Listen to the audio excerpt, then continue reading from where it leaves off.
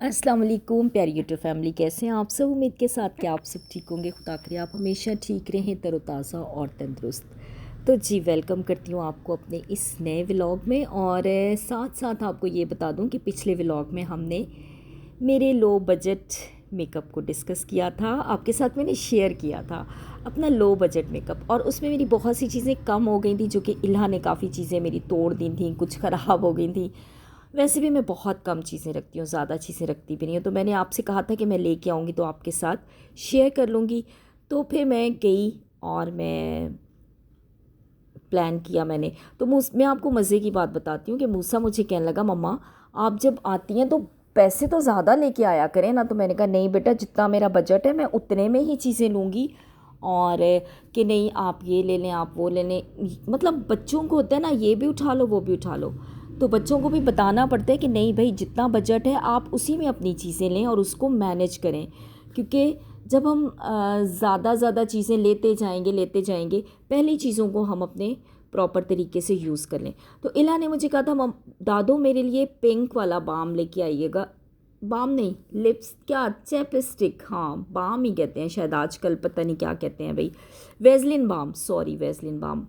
तो आप मेरे लिए वो लेके, लास्ट टाइम जब मैं गई थी तो इसने बहुत ही एक्सपेंसिव वाला उठा लिया था बच्चों का। तो फिर उसने वेस्ट भी कर दिया। उसमें बड़ी अच्छी फ्रेगनेंस थी तो इसको बड़ी अच्छी लग रही थी कि बस भर भर के लगाती जा रही थी। तो जनाब ग्लिसरीन ख़त्म हो गई थी। और ग्लिसरीन का मैं बताऊं कि ग्लिसरीन के बगैर समझें कि आपकी स्किन जो है ना, हाइड्रेट नहीं होती है। तो ग्लिसरीन हमेशा अपने कॉस्मेटिक्स में रखा करें। और मैं तो चूँकि स्किन केयर जब करती हूँ ना, तो उसमें ग्लिसरीन और कोकोनट ऑयल का, वेजलिन का, इन चीज़ों का बहुत इस्तेमाल, वाइटामिन ई का, ये कुछ चीज़ें ऐसी हैं कि जिनका इस्तेमाल बहुत ज़रूरी होता है।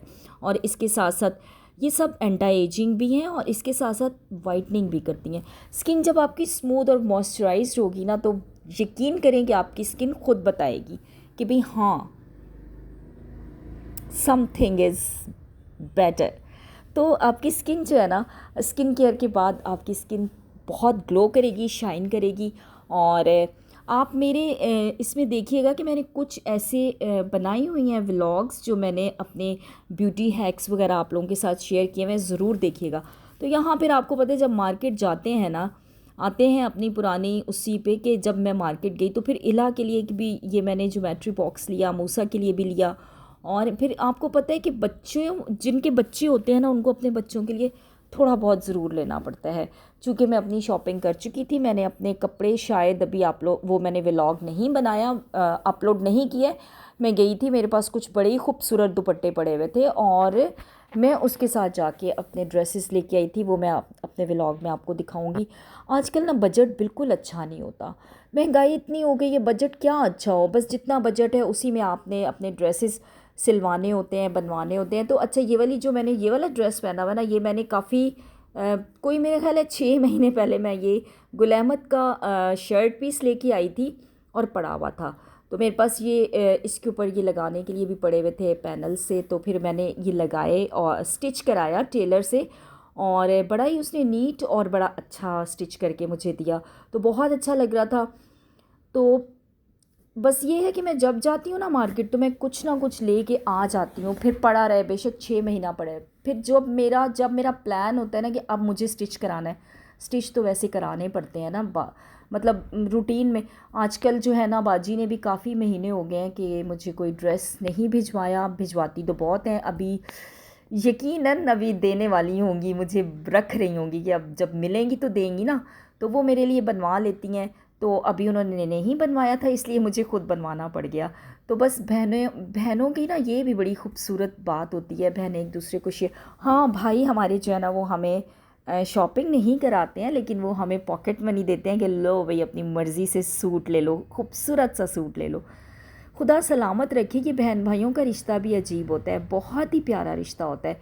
लेकिन इसके साथ साथ आपकी अपनी फैमिली, अपने बच्चे, और जो आप, मतलब मिस्टर हस्बैंड जो होते हैं, और फैमिली तो ज़ाहिर है। अगर आप अपने घर में खुश हैं ना, तो आपके भाई बहुत खुश होंगे। अगर आप अपने हस्बैंड के साथ खुश नहीं हैं, तो आपके भाई कभी खुश नहीं होंगे, कभी हो ही नहीं सकते वो खुश। इसलिए बहन भाइयों की मोहब्बत तो हमेशा मतलब ये तो लाजवाब मोहब्बत है ना, इसको ये ख़त्म नहीं होती है। ये जब आप कभी जब भी मिले ना, तो ये मोहब्बत उतनी ही होती है। बस रिश्तों में ना दूरियां नहीं आनी चाहिए। और ये है कि माँ बाप के बाद बहन भाइयों को ना अपने माँ बाप की रूह को भी सुकून देना चाहिए। ये नहीं कि माँ बाप अगर चले जाएं तो फिर आप जो है ना एक दूसरे के लिए रंजिशें पैदा कर लें या एक दूसरे के लिए दूरियां पैदा कर लें, ऐसा बिल्कुल। क्योंकि माँ बाप ने ना अब दुनिया में आके आपके लिए दोबारा इतने खूबसूरत भाई, इतनी खूबसूरत बहनें, तब खूबसूरत रिश्ते नहीं पैदा करने। तो इसलिए अपने बहन भाइयों की बड़ी कदर किया करें। भाइयों को चाहिए वो अपनी बहनों की कदर करें, और बहनों को चाहिए कि वो अपने भाइयों की कदर करें।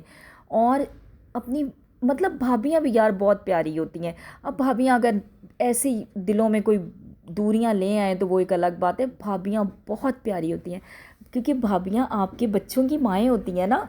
जैसे बहुएं प्यारी होती हैं ना, बहुएं क्यों प्यारी लगती हैं हमें? क्योंकि यार वो हमारे बच्चों की माएँ होती हैं। तो हर रिश्ता बड़ा खूबसूरत है। हर रिश्ते को जो है ना समझना चाहिए। हर रिश्ता इंसानी ज़िंदगी ही बहुत यार कीमती चीज़ है, बहुत कीमती चीज़ है। एक दूसरे के लिए दुआ करते रहना चाहिए, एक दूसरे के लिए अच्छी विशेज़ होनी चाहिए हमारी। मतलब अगर आप किसी को गुड़ नहीं दे सकते तो गुड़ जैसी बात ज़रूर किया करें। कहते हैं ना, गुड़ ना दो पर गुड़ वगरी गल करो। तो अगर आप गुड़ नहीं दे सकते ना तो गुड़ जैसी बात ज़रूर किया करें। अपने खूबसूरत रिश्तों को एंजॉय करें जी। ये रिश्ते जो है ना, ये तब तक ही हैं जब तक जीते जी। यार मुझे कभी कभी अपनी माँ इतना याद आती है ना। माँ के साथ साथ अब्बू को चूँकि 4-5 साल हो गए गए हुए, और अब्बू भी याद आते हैं, बहुत ज़्यादा याद आते हैं अब्बू भी। माँ बाप कभी भूल नहीं सकते आपको, हमेशा किसी न किसी लम्हे आपको दिन में पता नहीं कितनी दफ़ा उनकी याद आ जाती है। तो देखिए जब दुनिया से वो चले जाते हैं तो फिर हमारे लिए तो देखें, हमें कभी अपने भाई में बाप नज़र आएगा, कभी भाइयों को बहन में माँ नज़र आएगी। तो ये रिश्ते बड़े खूबसूरत हैं, इनकी कदर किया करें। अब जिनके माँ बाप सलामत हैं, अपने माँ बाप की बहुत केयर किया करें, उनको टाइम दिया करें, उनके साथ टाइम स्पेंड किया करें।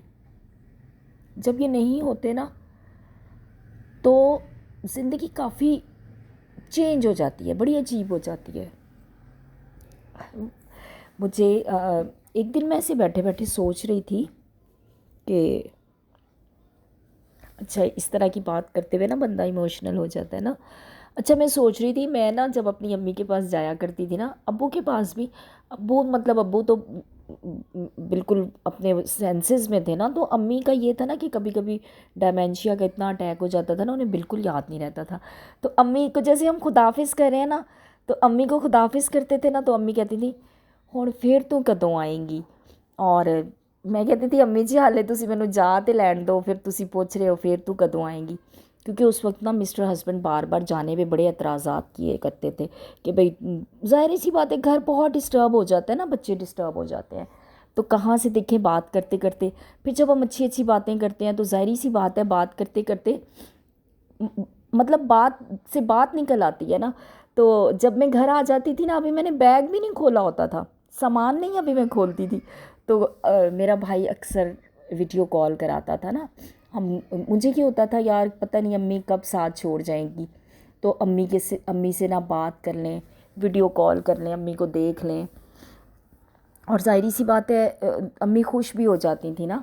तो अगर 2-3 दिन ही हो चुके होते थे ना, तो अम्मी से अगर बात हुई है ना, तो अम्मी ने कहना हुण फिर तू कदों आएंगी। मैं क्या अम्मी जी हाले समान खोलिया भी नहीं, तुसी पूछ रहे हो फिर तू कदों आएंगी। लेकिन महीने बाद, 1.5 महीने बाद, अगर अम्मी बिल्कुल तंदुरुस्त होती थी ना, मतलब कोई बीमार नहीं हुई, तो फिर ये होता था कि 2 महीने भी कभी गुजर ही जाते थे, 2 या ढाई महीने। लेकिन ये कि 2-2.5 महीने बाद अम्मी के पास ज़रूर चक्कर लग जाता था।